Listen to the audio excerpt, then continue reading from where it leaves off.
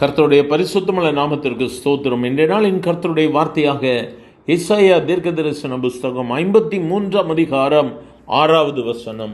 நாம் எல்லாரும் ஆடுகளைப் போல் வழி தப்பி திரிந்து அவனவன் தந்தன் வழியிலே போனோம்.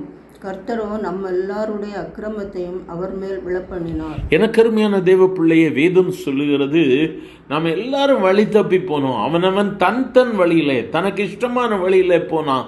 ஆனால் கர்த்தரோ நம்ம எல்லாருடைய அக்கிரமத்தையும் அவர் மேல் விழப்பண்ணினார். சற்றே சிந்தித்து பாருங்கள். நானும் நீங்களும் செய்த அக்கிரமங்கள், பாவங்களுக்காக ஒன்றுமறியாத பரிசுத்தராகிய ஆண்டவராகிய இயேசு கிறிஸ்து பலியாக்கப்பட்டார். எனக்கு அருமையான தெய்வ பிள்ளையே, என்னுடைய அக்கிரமங்கள், மீறுதல்கள், பாவங்களிலிருந்து விடுதலை பெற வேண்டும் என்பதற்காக என் இயேசு சிலுவையிலே அடிக்கப்பட்டார். இந்த நாளிலும் நாமே அவருக்கு ஒப்பு கொடுக்கலாமா? நம்ம எல்லாரும் ஆடுகளைப் போல வழி தப்பி திரிந்தோம். நம் வழியை விட்டு போயிட்டோம். ஆண்டவருடைய வழி இதுவே, இந்த வழியிலே நடவுங்கள் என்று சொன்ன வார்த்தையை நம்ம கேட்கல. கர்த்தராகிய இயேசு சொன்னார், நானே வழியும் சத்தியமும் ஜீவனுமாய் இருக்கிறேன் என்று சொன்னார். அதை விட்டுட்டோம். என்னிடத்தில் வாங்க, நான் பிதாவினிடத்தில் உங்களை வழி நடத்துவேன் சொன்னார். அதையும் விட்டுட்டோம்.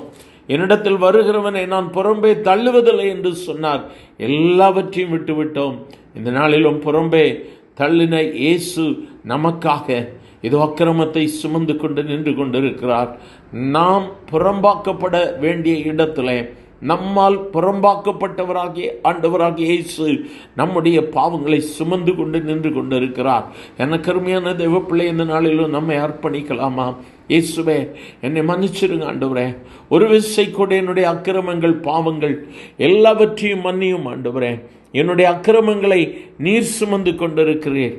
நீர் செய்யாத காரியங்களுக்காக இன்று நீர் என்னுடைய அக்கிரமங்களை சுமந்து கொண்டிருக்கிறீர் ஆண்டவரே என்று சொல்லி அவரிடத்துல சொல்லலாமா? என்னுடைய அக்கிரமங்கள் உங்க மேலே இருக்கக்கூடாதப்பா, என்னுடைய பாவங்கள் உங்க மேலே இருக்கக்கூடாது ஆண்டவரே. அதை எடுத்து போட்டுருங்க ஆண்டவரே.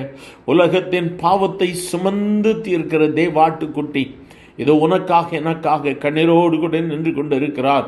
என் மகனே, என் மகளே, உனக்காக கொடுக்கப்பட்டிருக்கிற இந்த நாளிலாவது நீ ரட்சிப்பு கேட்டவைகளை சிந்திக்க மாட்டாயா? உன் மேட்டிமையான காரியத்திலிருந்து கீழே இறங்கி வரமாட்டாயா? உன்னை புறம்பே தள்ளிவிடாதபடிக்கு நேசிக்கிறேன் ஆண்டவரிடத்துல சென்று, ஆண்டவரே, இதோ நான் அடிமை வந்திருக்கிறேன், உங்க பிள்ளை வந்துட்டு ஆண்டவரே என்னை ஏற்றுக்கொள்ளுங்கன்னு சொல்லும் பொழுது பரலோக ராஜ்யத்தில் ஒரு பெரிய சந்தோஷம். இயேசு நம்மை பார்த்து சொல்லுவார், பிதாவினால் ஆசீர்வதிக்கப்பட்டவர்களே என்னிடத்தில் வாருங்கள் என்று சொல்வார். அவரை நோக்கி பார்க்கலாமா? எங்கள் அன்பின் ஆண்டவரே, ஆசீர்வதிக்கப்பட்ட இந்த வேலைக்காக நன்றியப்பா. எங்களுக்காக புறம்பே தள்ளப்பட்டவர், எனக்காக எங்களுடைய அக்கிரமங்களை சுமந்து நின்று கொண்டிருக்கிறவர். இந்த நாளிலும் எங்களுடைய பாவம், அக்கிரமம் எல்லாவற்றையும் புறம்பை தள்ளும்படியாய் உம்மிடத்தில் அறிக்கை எடுக்கிறோம் ஆண்டவரே. உம்மிடத்தில் வந்து நிற்கிற ஒவ்வொருவரையும் பரிசுத்தப்படுத்தும். உம்முடைய இரத்தத்தால் மூடி மறைத்துக் கொள்ளும். சமாதானத்தை கொடும், மேன்மையை கொடும். இயேசுவின் நாமத்தில் பிதாவே, ஆமென்.